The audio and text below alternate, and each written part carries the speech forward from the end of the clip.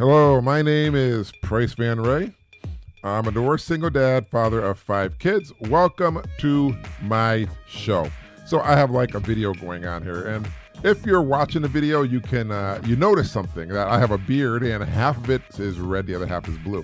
It's supposed to be red, but the dye makes it look pink, but it doesn't matter. I don't know what I'm going to do with the beard. I'm not really a beard person. I'm more like a clean-shaven person. I like to be clean-shaven, but sometimes the beard just grows.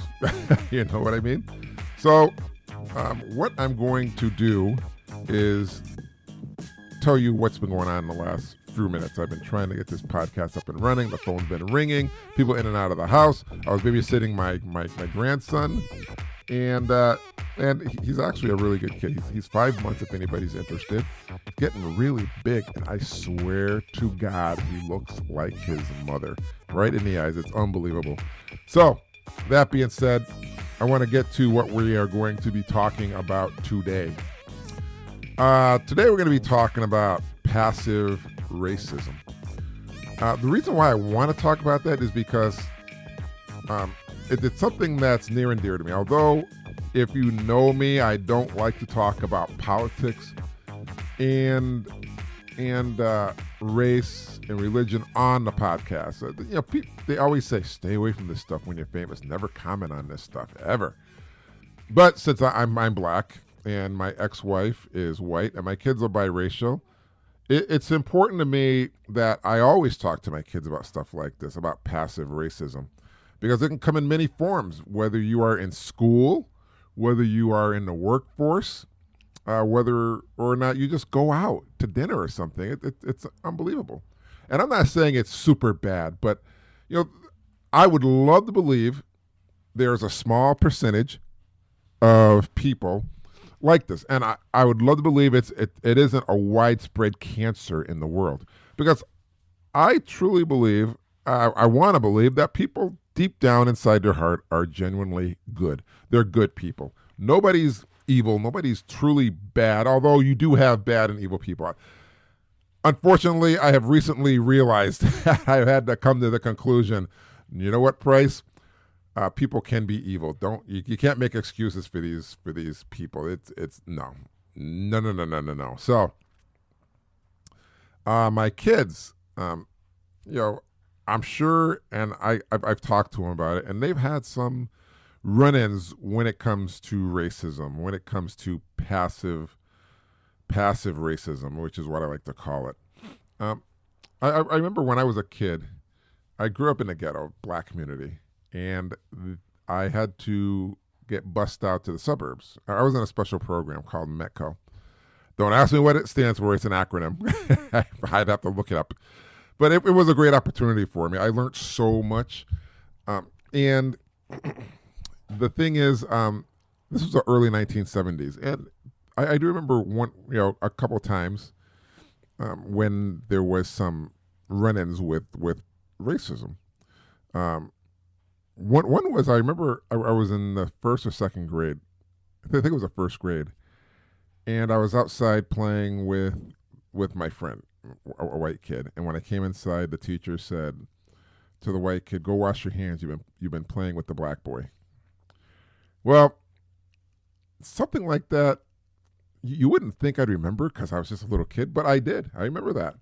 That was up in your face, kind of. I don't know if that was passive racism, but yeah, it was passive. She acted as though I wasn't there. She was talking through me to the other kid. So that can be a passiveness. And you just want to tell your kids how to deal with stuff like that. I mean, there are many ways to deal with it. You can passively ignore it and say, okay, whatever, or you can stand your ground and say, hey, listen, don't talk to me like that. Don't say that stuff around me. But you gotta remember, if you stand up for yourself, there can be consequences, unfortunately, because you are the minority.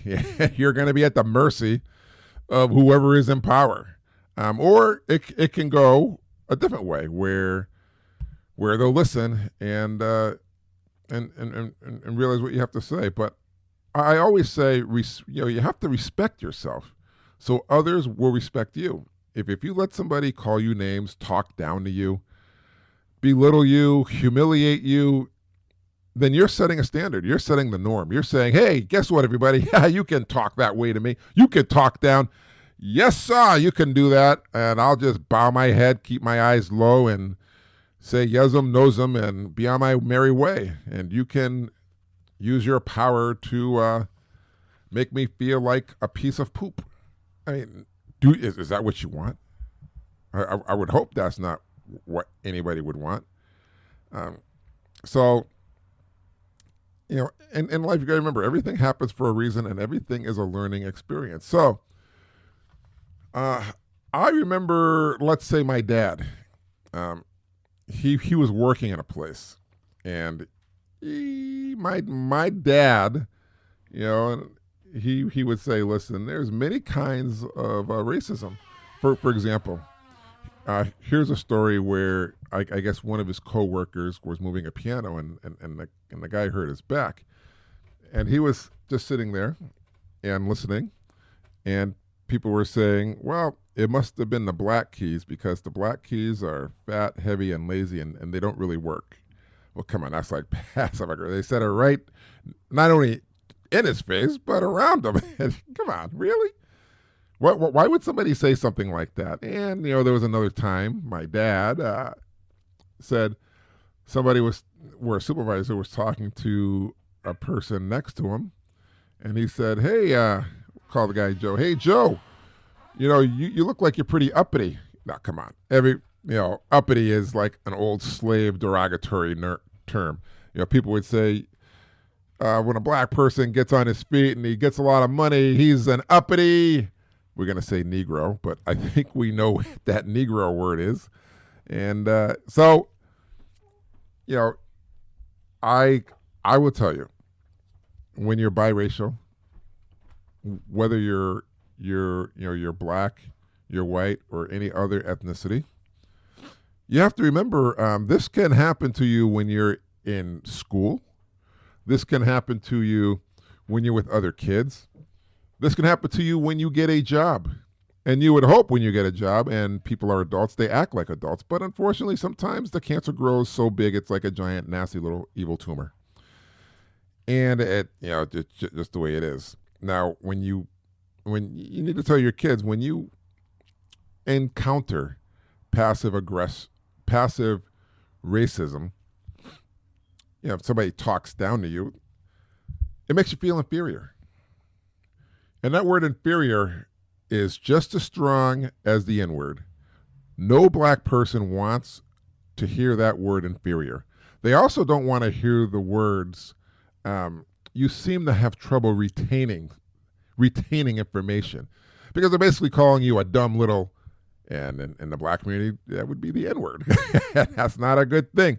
You don't want to say that to a biracial person or a black person or an African American person, whatever you want to be called, because it makes you feel inferior.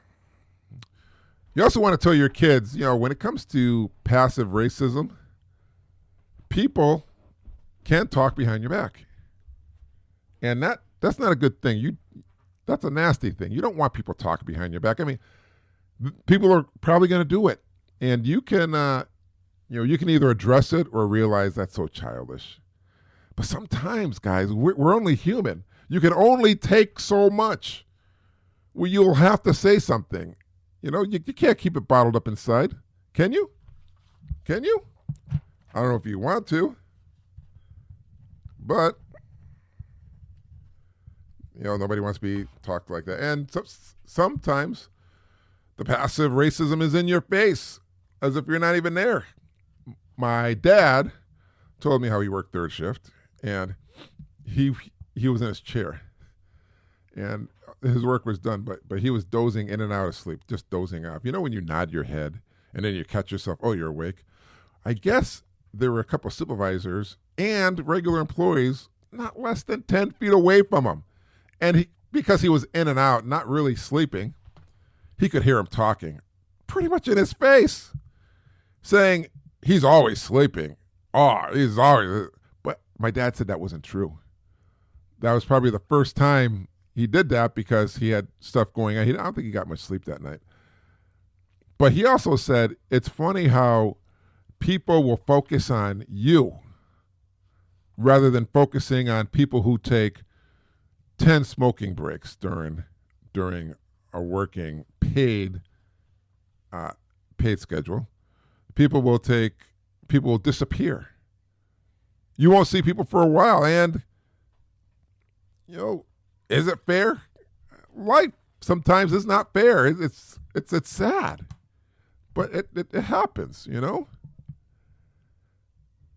But you just don't want people talking down to you. Teach your kids, hey, try not to let people talk down to you, because I'm going to tell you, when you're a minority, you don't want to be humiliated like everybody else. Nobody wants to be humiliated. Nobody likes that. But what is the problem, I guess? If it's school, it would be teachers. Do you talk to the teachers? Do you say, hey, this is how you're supposed to act? I don't know if it's a lot like that today, although wait a minute, wait. I'm going to have to tell you. My kids were in school, and okay, yeah, I did see it. In fact, I had to go up to the school a few times because of some things going on. Not going to get into it, but yeah, come to think about it, yeah. But it wasn't all the teachers either, because I know a lot of great teachers. In fact, one of my best friends, she's a teacher in the next town over, and she'll probably be retiring soon. Lucky. I should have been a teacher because you get your summers off and get a nice little pension. So, but yeah, so in school it can be teachers with friends, or if they were friends, they wouldn't talk that way to you, right? But sometimes you do have people you associate with, and they can put you down. Even when you get bullied, I remember I was younger, I got bullied. I got bullied terrible. I'm gonna be honest though, I got bullied by white kids and the black kids I went out to the school with. For the white kids, I was too black, I guess, and for the black kids I was too white. But I'll be honest with you, the black kids treated me worse than anybody. They were vicious to me. So because the bottom line is I didn't like to fight. I wouldn't fight back. And it's unfortunate. And I wouldn't get caught up in the camaraderie and all the drama. And there were a lot of reasons for it. One is my mom and dad said, don't go to school and fight and start trouble. Otherwise, when I come home, there'd be something waiting for me. Some disciplinary actions, I should say, which I didn't want. So anyways, and when your kids get older, you need to tell them. You really need to tell them, listen, guys, when you get older, and you get in a job, yes, there's gonna, every job, I guess every job's gonna have problems, because I remember, I was at a job, and I was saying, I thought this new job would be different, but they're worse than the people at the last job as far as how they treat you. And the nurse said, I'm gonna be honest with you, I'm a nurse, and I see it even here. You're gonna find that everywhere. I said, are you serious? She goes, yeah. Unfortunately, this is like something everywhere. You just have to learn and know how to deal with it. And I guess you can.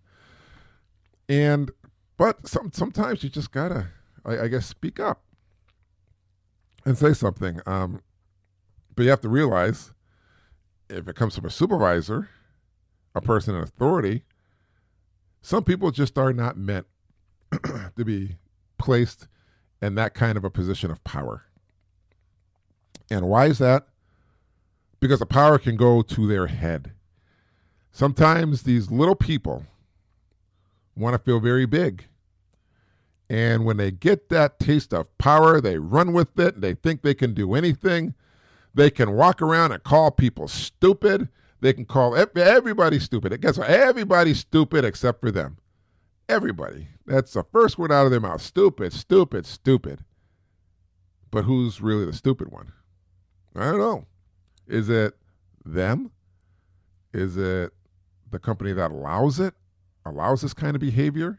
I mean, where does it come from? Because there are companies that do let a rabid dog like somebody like that run wild. And that's unfortunate because I've seen that a lot of places, unfortunately. And I've heard places like that too. I have friends who work in other factories and they tell me the same thing. They say, yeah, this person, you give them a little power and it just goes to their head and they think they can treat anybody any old way. I know when you're kids, you can be in a little clique, in an in group, and you think you're on top of the world as a kid and you can treat anybody any old way. I've seen people in churches where they think they're so righteous and religious, they can, they're in a position of authority and power. They think they can treat anybody any old way. I mean, I guess it's everywhere. Everywhere. But you have to realize something. Can you take it? Can you take it? It's like an infection in the world. And this horrible infection infects people and it can hurt people. Now, I always say you can stand up for yourself. You can. You can say, hey, listen, I don't like it when you talk this way. And, in fact, I'll tell you a story. I was at a job where somebody, person of authority, they were talking down to me, and it was pretty bad, and humiliated me in front of my whole shift. I didn't like it, not at all. So I went to the upper supervisor and said, hey, can you talk to him? Just keep it on third shift. It doesn't have to go any further than that. Not at all. It doesn't have to go to human resource. Doesn't have to go to upper management. Stay within the shift. Just tell them I don't like the way they talk to me. They could talk a little better. Now, I couldn't talk to this person because obviously if they're talking to me that nasty, there's no way to talk to them. But I figured, somebody else could do it. But unfortunately, somehow it got up to upper management and human resource, and everything rolled downhill. It was a catastrophic effect, unfortunately. A lot of drama that should not have been there, unfortunately. And it was pretty sad. But, I mean, from what I understand, the company knew they had a problem with this guy, and they just let it roll. So who's really at fault? Is it him, or is it the company? It's almost like if you have a dog that bites people, that's rabid, that's vicious, and you own that dog, and you know the dog is vicious, and it bites people, and it's not good for the environment. But yet you let the dog run around the neighborhood biting everybody. Who's at fault? Whose fault is it? Is it the dog's fault? The dog's only doing what it does by nature because it's a dog. It's a dirty dog, an evil dog. So what are you going to do? What are you going to do? They say kill them with kindness, but sometimes kindness doesn't work with people, unfortunately. And that's what this passive racism is. You have to teach your kids, if you do stand up for yourself, whether it's in school, whether it's around your friends, whether it's in a work job further down the road, you're going to have to understand there may be consequences because the ones who are in power can really come back and screw you, because they don't want to deal with it. And are you ready? Are you ready to move on? Because they're not going to stand up for you. If you're a kid, other people who hear this stuff, people humiliate you, they're not going to stand up for you. Nobody's going to be there for you. So, you just got to tell them. How much can you take, but also respect yourself, so others respect you. Because if you set a precedent where somebody can talk to you like dirt, then everybody's going to talk to you like dirt.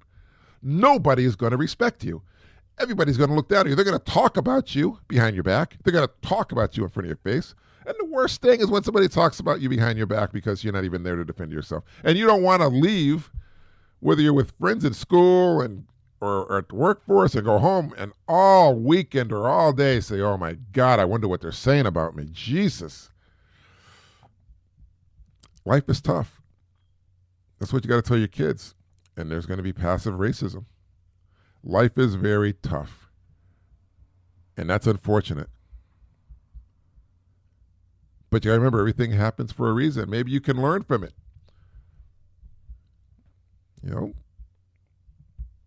Maybe. But sometimes I know we can't.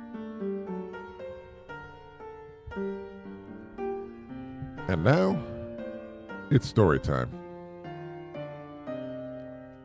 There was an old man who was admitted in a hospital. A young man would visit him every day and sit with him for more than 1 hour. He would help him eat his food. He would help him take his shower. He would then take him walking in the garden of the hospital. After that, he would bring him back to his room and help him lie down. He would go away after reassuring him that the old man was doing well.